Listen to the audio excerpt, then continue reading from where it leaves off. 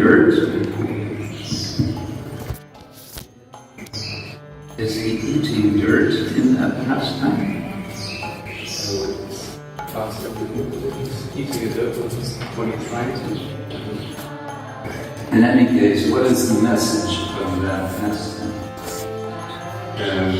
The message is that Shakyamuni defeats this Mayavad philosophy that this dirt and food is the same, because she explains, for example, she can use a clay pot to carry water, but if she will just use dirt, then this water will spill everywhere, so it's not actually the same. I think you're sort of putting together two different pastimes. One was eating dirt, and the other was sitting in a dirty place. Yes. Right? Yes, one bit. Right.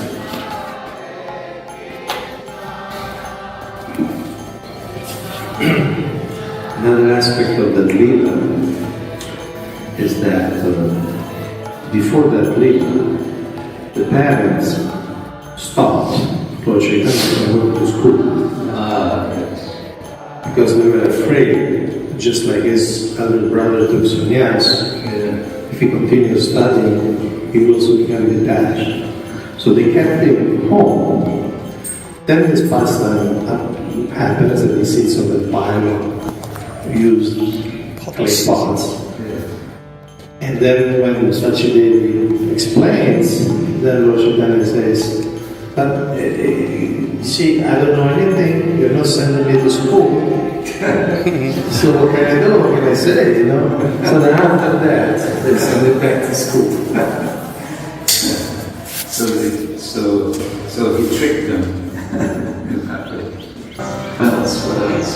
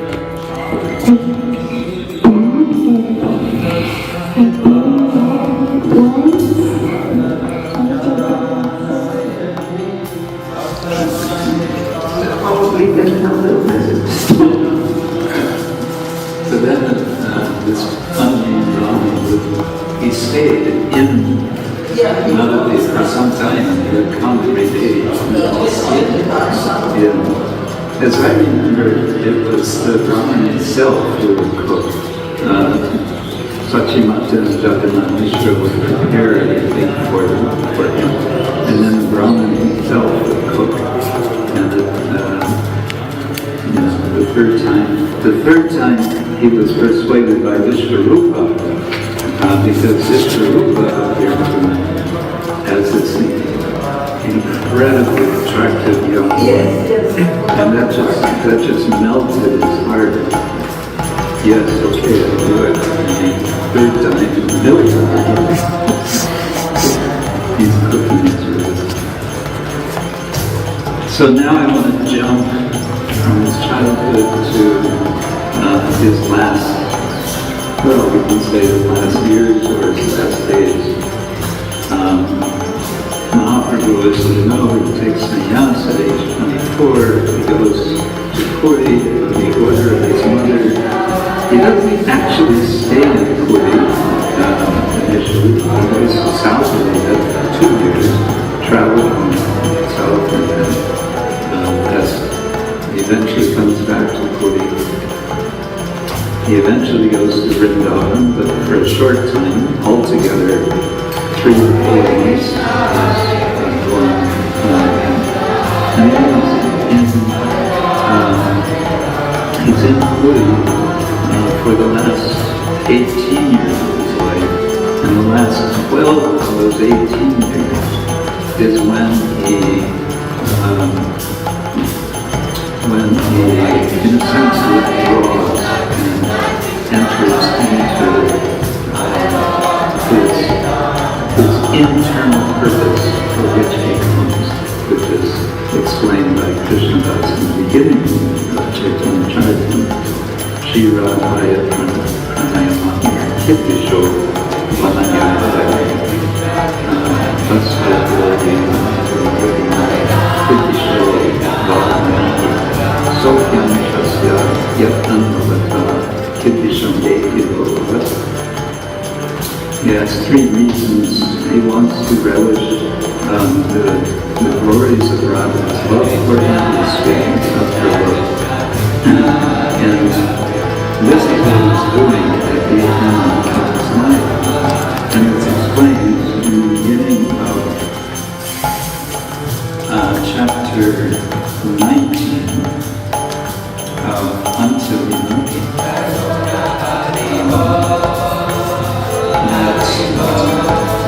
Mahaprabhu would send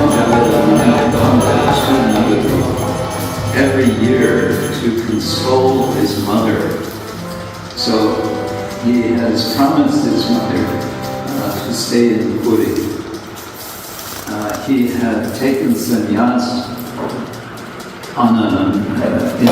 in a kind of impulsive way, so that when the devotees arranged for Sachimata to meet,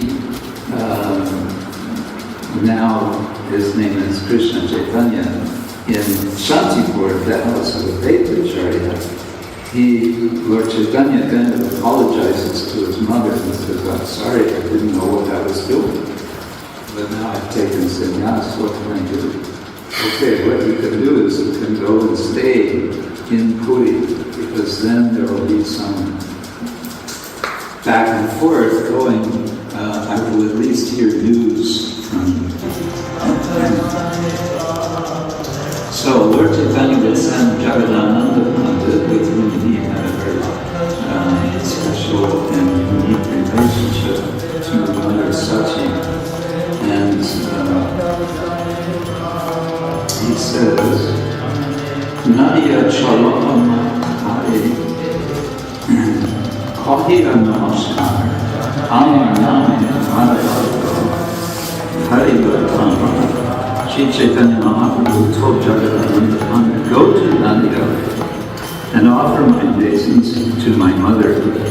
Touch her lotus feet in my name. Tell her for me, please remember that I come here every day and offer my respects to your lotus feet. Any day you desire to meet me, I certainly come and accept what you offer.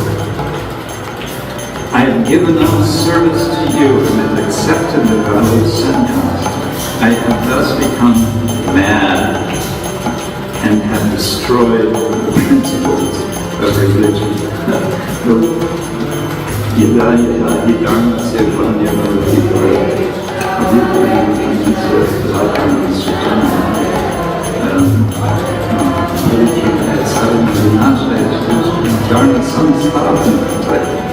I come to establish the rules, religious principles. And here, Lord Chaitanya says, actually, I just spoiled the principles of religion. Baula Anya, that's it. Baula Anya, Ani Paidun Dharma Nash. I became Baul. According to Bhaktivinoda, where the vowels are one of the upper-separate non-separate. And then he says, "Mother, please do not take this as an offense, for I, your son, am completely dependent on you." And then he just confirms that he is staying in Puri, so she doesn't have to worry. And then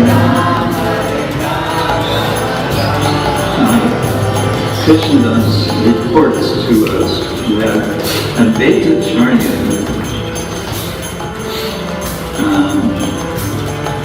has a message for Lord Chaitanya, which he gives to Dham.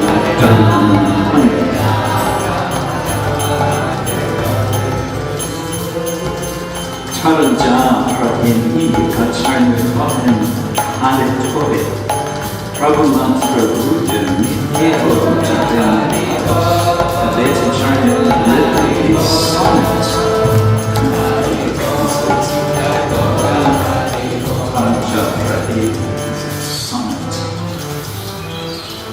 In equivocal language, with an in-word that Sri Chaitanya Mahaprabhu could understand, but others could not. A sonnet is a very particular English form of a poem. Famously, Shakespeare wrote sonnets. I think they have 14 lines in a certain meter. So, okay, what is he saying in this message? Baula ke kahiha, loka hoiga baula ke kahiha, hate nanakai charu. Please inform Sri Chaitanya Mahaprabhu, who is acting like a madman,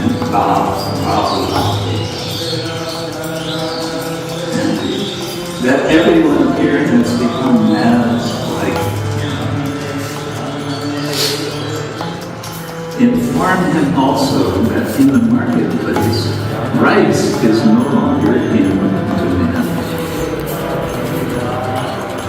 Hate in the market,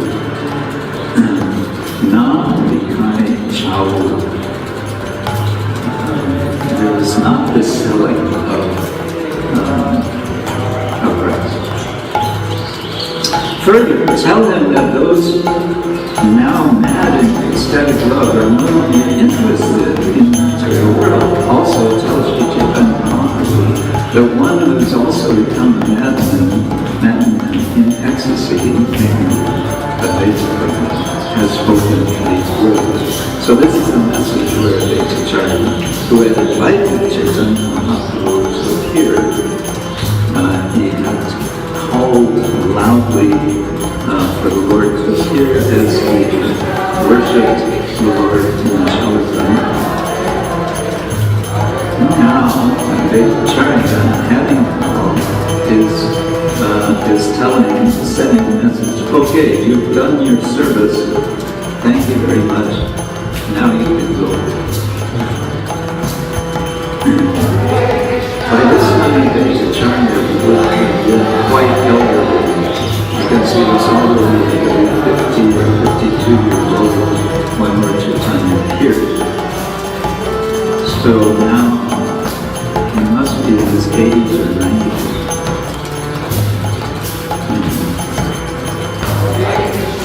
So then,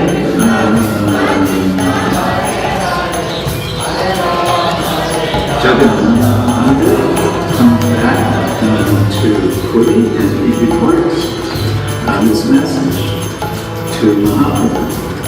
After hearing the equivalent sonnets by Advaitacharya, Sri Chaitanya Mahaprabhu, he was fine. That was his glory.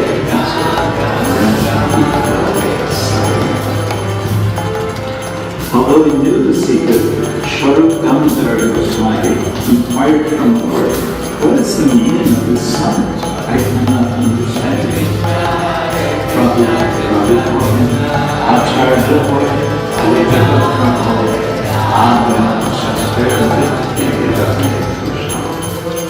Sri Chaitanya Mahaprabhu replied, Advaitacharya is a great worshipper of the Lord and is very expert in the negative principles and enjoying the literature. Advaitacharya invites the Lord to come and be worshipped, and to perform the worship he keeps the deity for some time. After the worship is completed, he sends the deity somewhere else. I do not know the meaning of this sonnet, nor do I know what it is, what is in Advaitacharya's mind. He does know, but he's not saying. Advaitacharya is a great mystic. No one can understand him. He is expert in writing sonnets that even I myself cannot understand.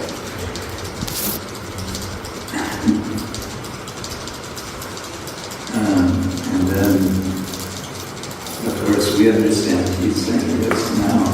Actually, you can do it.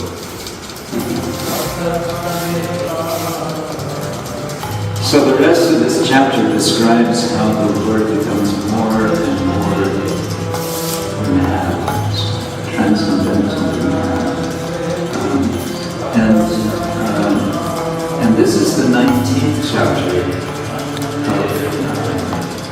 of Antilima. And the final chapter of Antilima, you might expect that it might describe the disappearance of Lord Chaitanya, because that's anticipated in chapter 19. But no. What do we get in chapter 20? We get the Shikshashtaka prayer. This is the final chapter of the, I think, 62 chapters of the Chaitanya Charitamrita. And what Krishna is doing in this chapter is describing Mahaprabhu's mood as he is remembering his own instructions. Because this becomes known as the Shikshashtaka, the 8 verses of Shiksha instruction. And there's something very interesting about his recitation of the first of these instructions. You all know this, I'm sure, Cheto Dharma Marjana, Shreya Vidya Anandam Vadivaranam Pratibadam Purnam Vidasvatanam Saranam Snaram Paramachyam Shri Krishna Samkirtanam. The translation here is, let there be all victory for the chanting of Krishna, which can cleanse the mirror of the heart and stop the miseries of the blazing fire of material existence. That chanting is waxing and spreads quite ways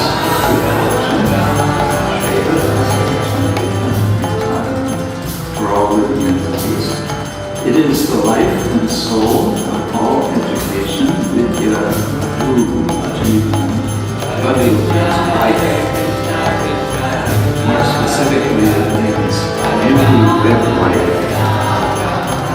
According to Parsha, the book said it means newly wedded wife, and the newly wedded wife is especially sweet. So the Vidya Bhadu is this especially sweet wife, of which the Shri Krishna Sankirtanam is the jivana, is the life. The chanting of the holy name of Krishna expands the blissful ocean of transcendental life, Anandam Vadivaranam. It gives a cooling effect to everyone, Pratipadam Purnam Vitasvanam,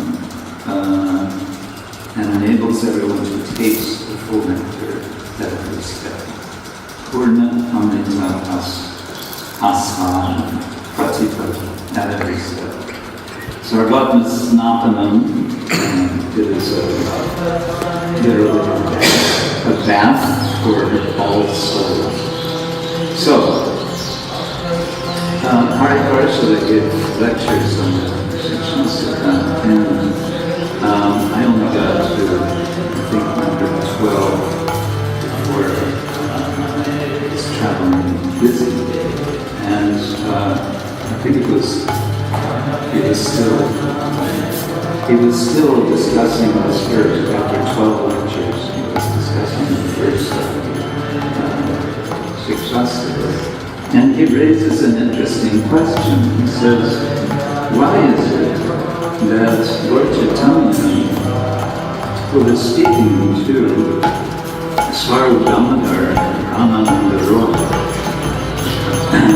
who are his really very close intimate associates with whom he is for 2 moments completely opening his heart and with whom he's sharing his feelings, especially his feelings of viraha, separation from the Lord,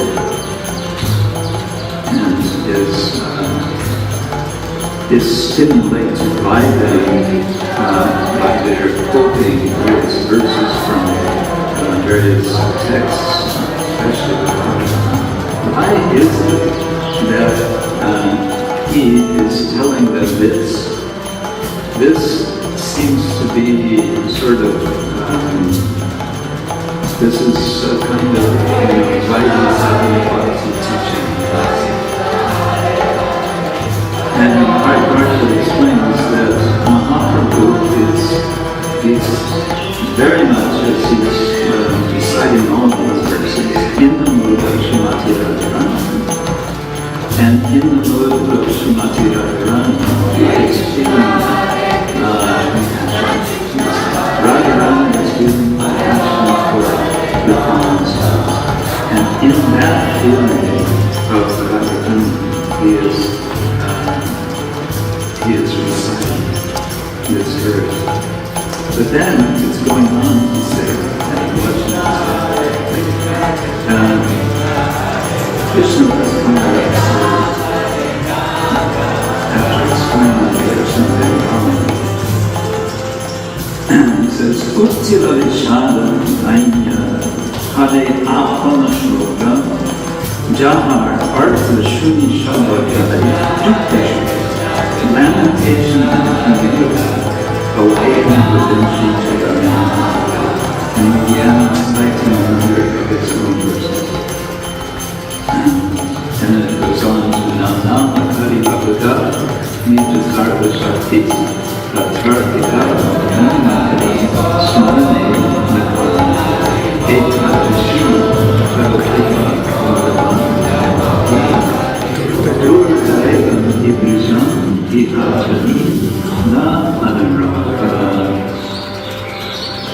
My Lord, O Supreme Personality of Godhead, in your holy name there is all good fortune for the living entity, and therefore you have many names, such as Krishna and Govinda, by which you expand yourself. You have invested all your potencies in those names, and there are no hard and fast rules for remembering. My dear Lord, although you bestow such mercy upon the fallen conditioned souls by liberally teaching the holy names, I am so unfortunate that I commit offenses while chanting the holy name, and therefore I do not achieve attachment or chanting. So Krishna says, Uttila Vishada Dainya. He was feeling Vishada, feeling of lamentation, and Dainya. Dainya means humility. And as I remember several times, this mood of Dainya comes up, this feeling of humility as he's remembering his own verses. But in this one in particular, he's making a kind of confession. Etatrishi tavasrivam bhagavan mamahi. Although you are so kind, O Lord, Durgaivam Krishna, Antajani na Anuraja. I'm not feeling this attachment for you, for the holy name. I'm not feeling such attachment despite the fact that you are so kind, that you have appeared in your mind, making you available in this way. So it's interesting to think that in the end of the Chaitanya Charitamrita, the expression of Lord Chaitanya as Radharani in preparation for his departure is this teaching. He's teaching us the route of Dainya and Vishal, the feeling of lamentation and humility, by which then actually you're opening yourself so that you can receive the Holy Name, which is the whole purpose of Lord Chaitanya's appearance. Chaitanya Mahaprabhu ki Jai. Mahaprabhu ki Jai. Shri Gauri Jai ki Jai. Shri Shri Ramachandra Jai. Shri Radha Madhava Swami Jai. Shri Pralada Bhakti Smriti Jai. Jaya Trali Mayapur Simantali Kodrumandi Mandi Kori Viti Janata Moladrimati Rupi Shrimati Kanaki Samanita Hari Hari Bol. Hare Krishna. Shri Prabhupada